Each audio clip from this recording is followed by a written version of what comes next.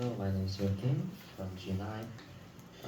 Today I will talk about the distorted, distortion of information in our generation. Uh, I got on news this morning. This is very shocking. The news was about the death of Mr. Donald Trump, the President of the United States. I think you already recognize this news was made by me, which means this is fake news. Just like this, many of information we got these days are fake. They are framed up and distorted. For example, the media is recently reporting and generalizing game as a cause of violent crimes. In 2019, Daily Good News published an article titled "Cruel Generation Raised by Games and Media." This article argues that there are emerging arguments that the recent mass shooting in the United States is not a gun control, but the violent games. It cites the 2011 mass shooting at the youth camp on Utøya Island in Norway. The shooter, 32 years old, Anders Breivik, played a shooting game called Call of Duty, which is very recognizable and popular game series played by millions of people around the world. Even though killing innocent people is a terrible crime, but it feels inappropriate to generalizing one person's case from other cases as if it applies to everyone. Let's look at a national example.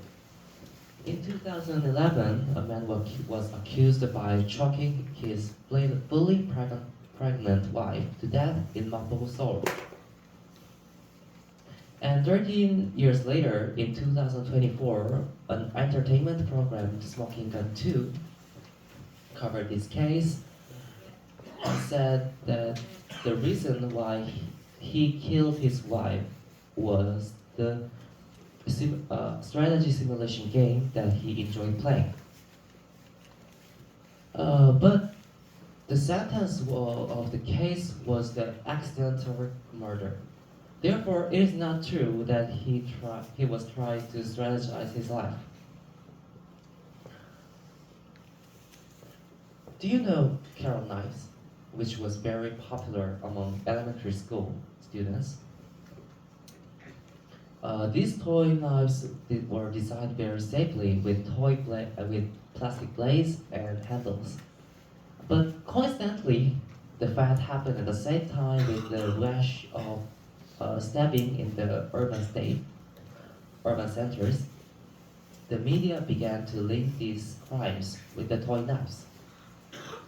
In 2023, NBC published an article claiming that the children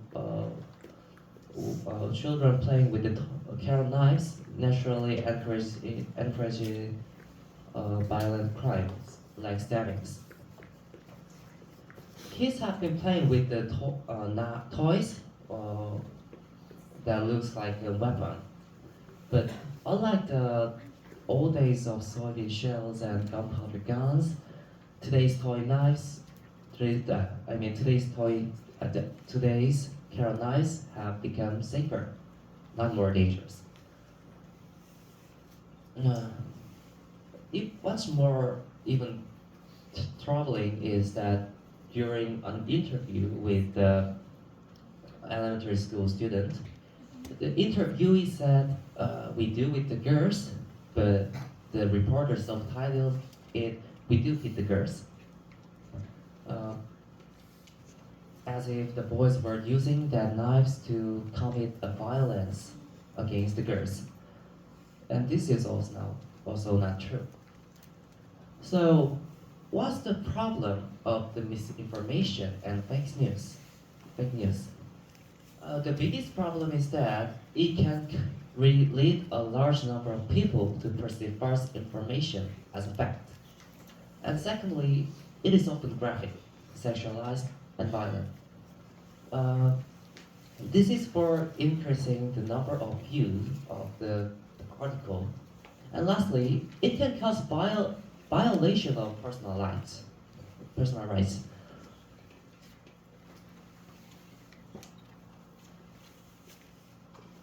Okay, so how can we deal with this and recognize and fight against the fake news? Are you familiar with the term media literacy? This is a combination of media and literacy, which refers to ability to read and write. Media literacy means ability to critically understand and analyze what the media is trying to convey.